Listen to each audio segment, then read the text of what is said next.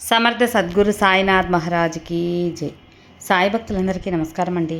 మన సాయినాథుని దయ వల్ల అందరూ సంతోషంగా ఉండాలి అని మనస్ఫూర్తిగా కోరుకుంటూ ఈ వీడియో ఆరంభిస్తున్నాను. ఇక ఈరోజుటి వీడియోలో మన కోసం బాబాగారు ఏం చేస్తున్నారు అంటే, బిడ్డ నీ కోసం ఒక సందేశం తీసుకొచ్చానమ్మా తల్లి.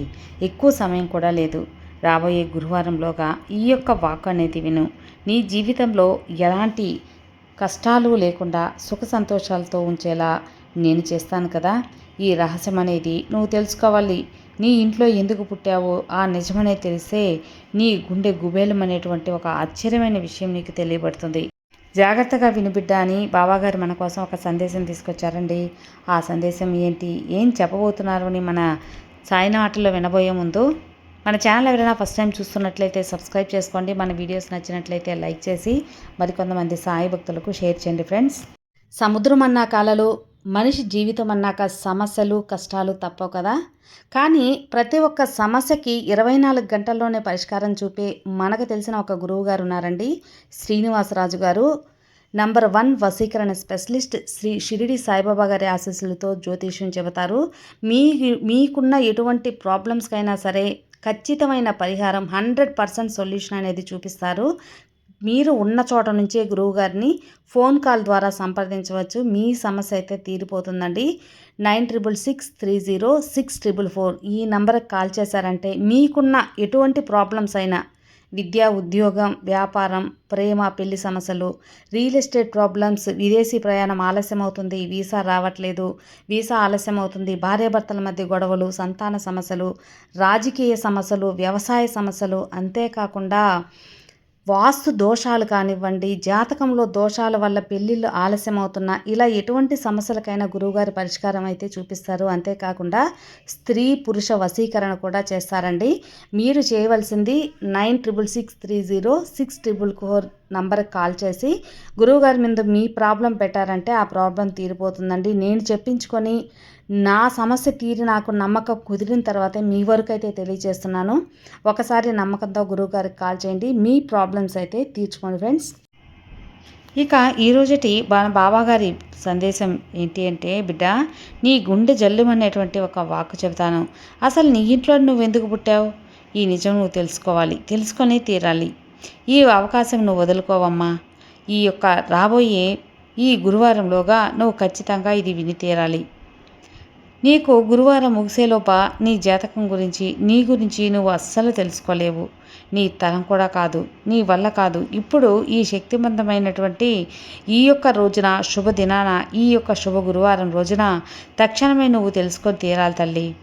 నువ్వు ఆ ఇంట్లోనే ఎందుకు పుట్టావు, ఆ ఇంట్లోనే ఎందుకు పుట్టావు, ఎందుకు పెరిగావు, నీ తల్లిదండ్రులకి ఎందుకు పుట్టావు, నీ జీవితం పుట్టినప్పటి నుంచి నీ జీవితం ముగిసే వరకు నీ జీవితం ఎలా ఉండబోతుంది, నువ్వు ఏం చేయాలి, ఏం జాగ్రత్తగా ఉండాలి, ప్రతి ఒక్కటి కూడా వివరించి చెబుతాను. ఎందుకంటే ఇక్కడ నీ జీవితానికి సంబంధించినటువంటి అతిపెద్ద రహస్యం కూడా దాగి ఉంది. ఆ రహస్యాన్ని తెలుసుకోవాలి. వదులుకున్నావంటే మాత్రం చాలా చాలా బాధపడతావమ్మా, నష్టపోతావు కూడా. కాబట్టి జాగ్రత్తగా వదులుకోకుండా విను.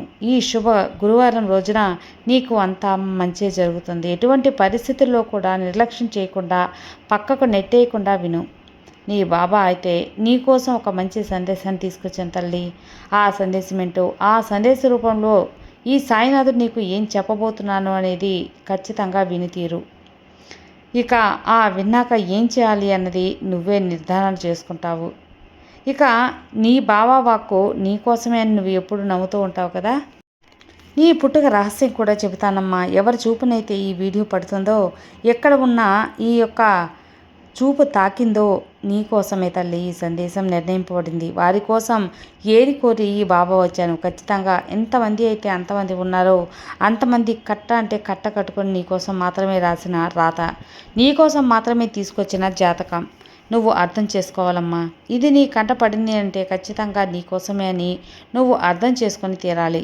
ఇందులో ఈ సాయి చెప్పినవన్నీ కూడా నీకు సరైనవి అని నమ్ముతావు. నువ్వు అర్థం చేసుకో తల్లి. ఎవరి కోసం అన్నది కూడా ఇప్పుడే తెలిసిపోతుంది. ఎందుకంటే ఈరోజు ఒకరే పుట్టుక, అలాగే జీవితం వరకు ఏమేం జరిగిందో, ఏం జరగబోతుందో చెప్తాను. కాబట్టి కాదు అనకుండా జీవిత సత్యాన్ని కూడా నువ్వు తెలుసుకోవాలి. అయితే నా జీవితంలో జరిగింది కదా అంటూ మీ కనెక్ట్ అయినప్పుడు తప్పకుండా మీకోసమని మీరు నమ్మాలి. అందుకే ఇంత దూరం చెబుతున్నాను. ఈరోజు బిడ్డ అని పుట్టుక నుంచి గురించి మరణం వరకు కూడా జీవితం యొక్క రహస్యం, ప్రతి ఒక్క రహస్యం కూడా ఈరోజు నీకు చెప్పబోతున్నానమ్మా. జాగ్రత్తగా విను. ఇక్కడ బాల్యం నుంచి యుక్త వయసు, వృద్ధాప్యం ఏ విధంగా ఉండబోతుంది, ఇది వరకు ఎలా గడిచింది నీ జీవితం అని అంచెలంచెగా ఏ రంగాల్లో ఏ రకంగా ఎలా ఎదుగుతూ వస్తున్నావో అదేవిధంగా నీకు అలాంటి అదృష్టాలు పట్టాయి.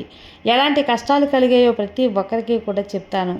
నీకున్న బలాలు ఏంటి, బలహీనతలు ఏంటి, గుణగుణాలు ఏంటి, నీ మాట తీరు ఏంటి, నీ జీవితంలో నువ్వు చేశావు అంటే ఏం చేయబోతున్నావు అని ఇలా ఎన్నో ప్రశ్నలు. నీకు జరిగింది ఏంటి, మంచిదా చెడా, ప్రతి ఒక్కరికి కూడా చెబుతాను. అలాగే నీ ఇంట్లో కూడా నీ తల్లిదండ్రులకు ఎందుకు జన్మనిచ్చావు, నీ పుట్టుక అంటే ఎందుకు జరిగింది కూడా చెబుతాను బిడ్డ.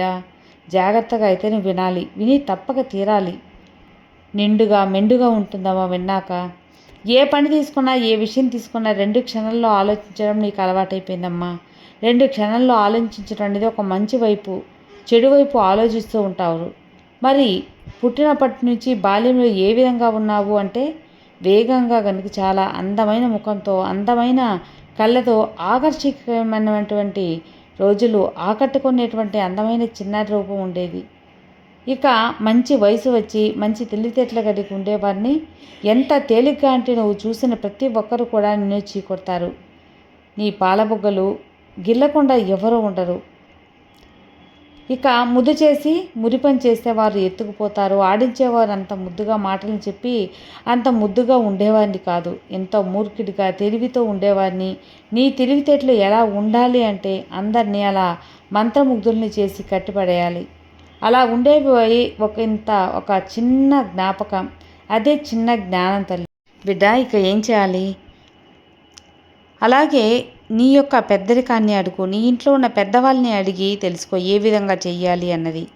ఏదైనా మాట్లాడినా కూడా నీ మాటల్లో జ్ఞాన ప్రతిభ అనేది తిరిగి చూస్తూ ఉండేది. జ్ఞానవంతులుగా ఉంటూనే ఉంటారు. అదేవిధంగా ఏదైనా విషయం అన్నది వేగంగా నేర్చుకోగలరు. ఇట్టే చేస్తే అట్టే పట్టేస్తారు. ఇలా చూసి చూడనట్టు ఉంటావు. నీ పనుల మీద మాత్రం నువ్వు చాలా కాన్సన్ట్రేషన్ అనేదిగా పనిచేస్తావు బిడ్డ. చదువుకునే సమయంలో కానీ, బడికి వెళ్ళే సమయంలో కానీ, జీవితానికి సంబంధించిన పాఠాలు నేర్చుకునేటప్పుడు కానీ ఏ విధంగా అయితే నువ్వు ఉన్నావు అంటే చిన్నప్పుడు బడిలో కూడా కాస్త మొదట్లో మొండిగా ఉండేవాడు. తోటి విద్యార్థులతో అలాగే ఉపాధ్యాయులతో కావచ్చు కాస్త వ్యతిరేకంగా కనపడేవాడు. అంటే అక్కడ పని చేస్తున్నట్టు ఆ టీచర్లు కూడా తెలియదంటే నిన్ను ఒక ప్రత్యేకంగా చూసేవారు కదా బిడ్డ. ఎవరిని పడితే వారిని ఏ మాటలంటే ఆ మాటలో అలవాటు చేసుకో, ఏ మాటలంటే ఆ మాటలో అనవద్దమ్మా.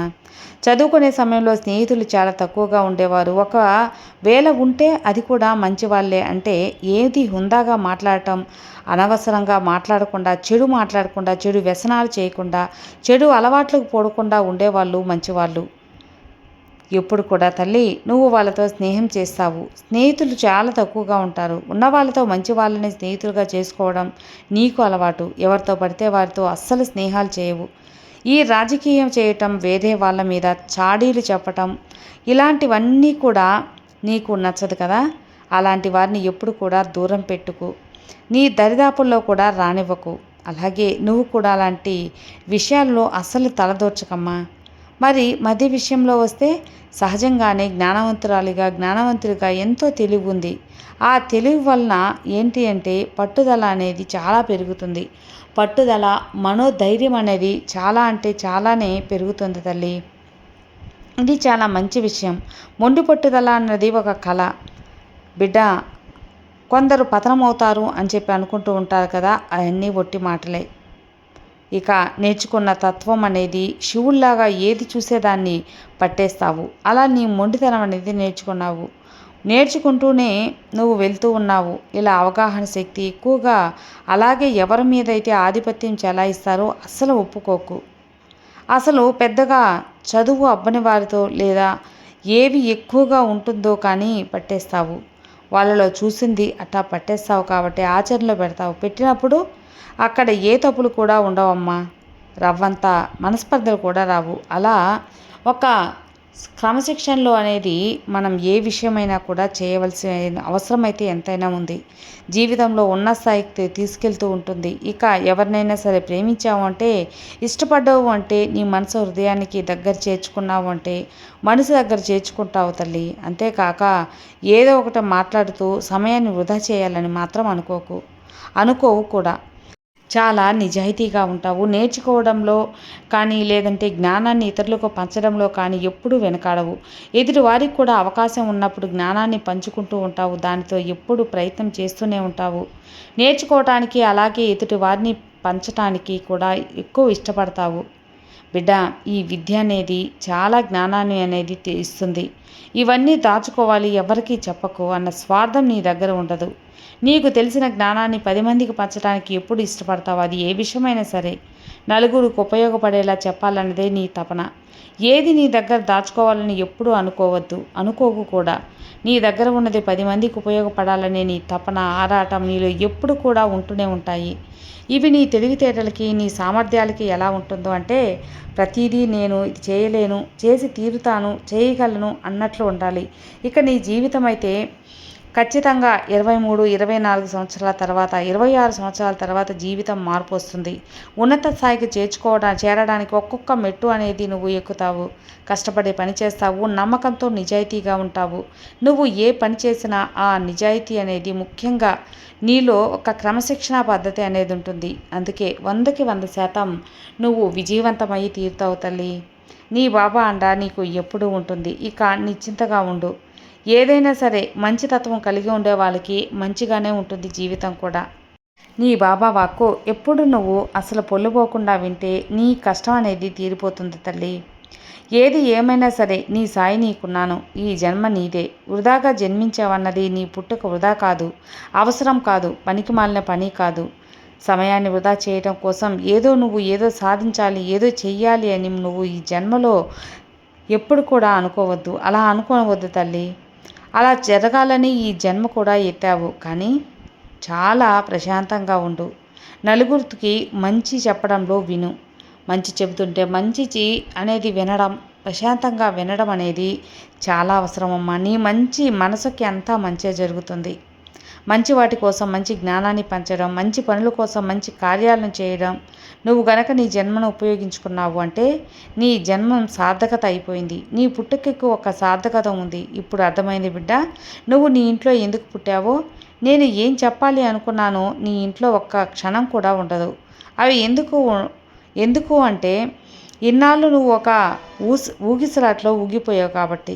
నా జీవితం ఎటో వెళ్ళిపోతుంది, ఏం చేయబోతుందని ఆందోళన నీలో ఉంది కాబట్టి అలా ఆలోచించడం తప్పు కాదు. ఇక నీ బాబా నీకు అండగా ఉన్నాను కదా, నీకు అంతా మంచే జరుగుతుంది. శ్రద్ధ సభ్యూరితో ఉంటూ నిన్ను కాపాడుకునే బాధ్యత నాదమ్మా.